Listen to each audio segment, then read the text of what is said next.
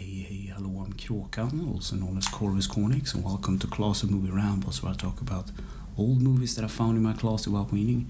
This week's movie is I'm Legend, and it was made in 2007, and it's about 1 hour and 40 minutes long. And the movie starts with two radio hosts speaking to each other, and then cutting to an interview with a woman explaining that they changed the property of a virus so that it does good now and not bad, so they basically find a cure for cancer.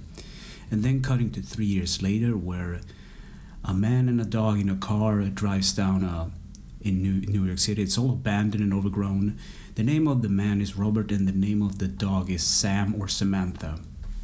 So they dodge a flock of running deer, which are running wild, and they chase after him.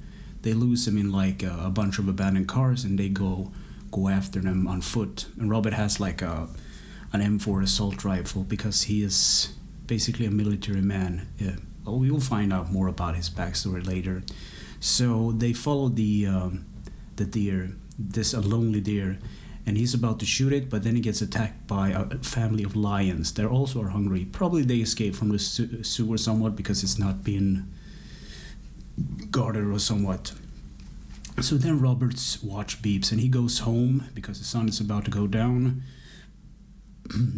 And he makes some food, and on the cover of the fridge there is a picture of him in the Times magazine, and he basically stayed behind to research the virus because, as you figure out later in the movie, this is ground zero where it actually happened, this virus infection.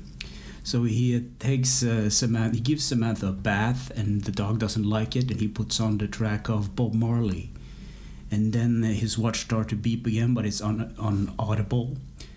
But anyway, so he goes to sleep in a bathtub, and I thought this was kind of weird because outside you hear all these weird noises and screaming and scratching, and he's just sleeping in the hot tub with his dog next to him. And then he dreams about the day when it all happened. He's driving his family down to we don't really know where, but away from harm's way, and the wife asks him is the virus airborne yet? And there's this kind of confusion because they're stressed out. And in the backseat is his son or daughter, I don't really know. I think it's daughter, Marley. And once Robert and his wife are talking, a random guy smashes into the side of the car, and he wakes up in his bed, which I thought was kind of weird, like he was asleep in the bathtub and now he's in the bed, but things happen. And the next day, he wakes up and he does some exercise, and he goes out. He takes his dog with him, and they go down to the video store, and he starts to talk to the mannequins. So at the video store, Robert returns some DVDs that he's borrowed, and he gets some new ones. And he goes out and he picks up some wild corn that is growing on a field, and then he scavenges some buildings for useful stuff, and he finds two dead bodies basically. And then he goes down to the seaport, and he does this every day because he has an emergency broadcasting on loop, so people will find him. And while he's waiting, he's golfing, but he does it on the back of a jet plane's wing. And then Sam spots another deer, and they give chase down, and the deer runs into a dark house, and Sam follows, and Robert is hesitant to follow because in dark areas there are infected people, so he sneaks in, and there's a blood trail, and he finds the dead deer, and he also finds some infected, and he finds Sam, and they're forced to run out of there, so he basically crashes out through a window, and some of the infected follow him, and they get burned by sunlight. So I think in the original novel, they were not supposed to be infected zombies. They were supposed to be vampires, which makes much more sense with the sunlight hurting them and how they can't stand being out in the daylight and whatnot. So Robert sets up a trap to catch one of the infected, and we also find out that Robert can't be infected by the virus. I don't know if they say in the book or not. I don't remember. I've only seen the movie actually, so I shouldn't refer to the book, I guess. So he actually captures one of the infected and takes it to his lab. And I forgot to tell, he has a lab in his basement where he basically does experiment on rats. And he basically previously found that one of the rats actually reverted back to normal. So he's gonna try that vaccine on the infected one that he found or that he captured, but of course it's a failure. And there is a flashback to him and his wife getting to an area where he's basically putting his wife and kid on a chopper away from all of this disaster, and then he wakes up again. And we find out that it's his birthday, so it's one of those funny scenes where he contrasts and he sits at like the breakfast table and Sam is there and he says like, "Are you gonna sing to me or what?" or something. It was kind of a funny, kind of this dark kind of funny humor moment. And then they go outside, of course, to scavenge and whatnot, and Robert finds out that someone has moved one of the mannequins, so he gets confused by this because he's the only one in New York. So it's a weird thing, and he freaks out and he opens fire. And he steps into one of the traps because apparently the monsters are smart. He believed they were kind of stupid and dull, but they're actually smart enough to rig traps. So they capture him, and he dangles upside down, and he passes out, and he wakes up when the sun is about to go down because his watch starts to beep.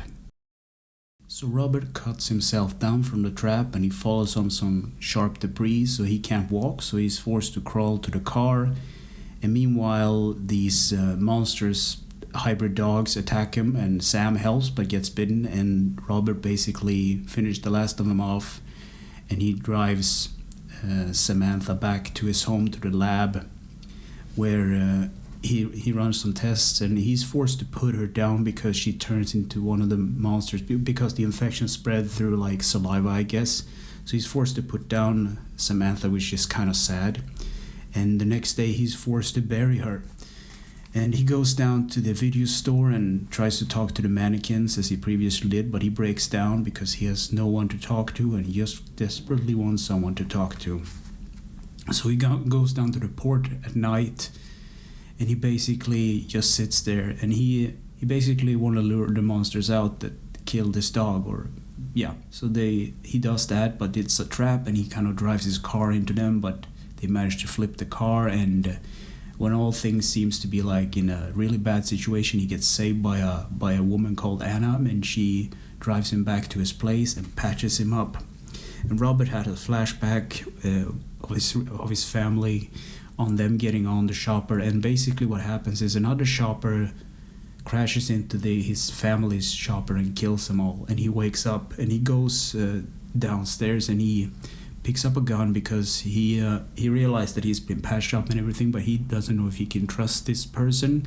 So he goes into the kitchen with a gun, and there's a kid sitting there, and this woman called Anna is sitting there, and they discuss like everything, and they sit down to have a civilized meal. But Robert is not having it. He's upset, so he goes upstairs, and later he goes downstairs again, and the kid is watching Shrek, so he just walks in there without a gun, and he just looks at the movie, and because he's been there for such a long time, he knows this movie inside and out, so he recites all the lines, and it's kind of this weird thing seeing Will Smith kind of saying this things that Eddie Murphy would say in the movie, but you know, it's kind of a funny thing that, you know, a good cool thing, I guess. So anyway, Anna and him talk and they seem to be kind of cool with each other, and later we cut to Robert down in the lab experimenting on the host, or the monster that he captured later, and Anna realized that this has been happening, and he's been doing a lot of attempts because he has like a wall of photos of all the previous attempts and all the misfits or freaks that he's killed during this. So the problem is that they have followed him there, so yeah, that's exactly what happened. They followed them to the house.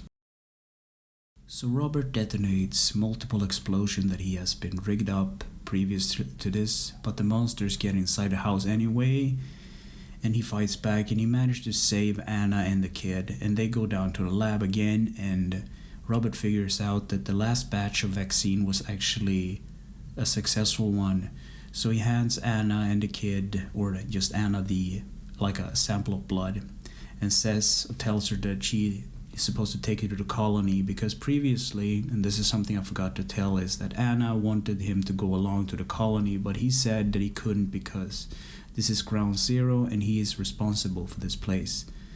He was the main researcher on that military researcher on the project. So there's like a little ventilation shaft, and Anna and the kid crawls out, and Robert stays home with a frag grenade and waits for them to leave, and he detonates it and kills a lot of the monsters in the wake of the explosion. And sometime later, Anna and the kid arrives at this place called the Colony, and they deliver the blood sample to one of the doctors, or the first person they actually meet.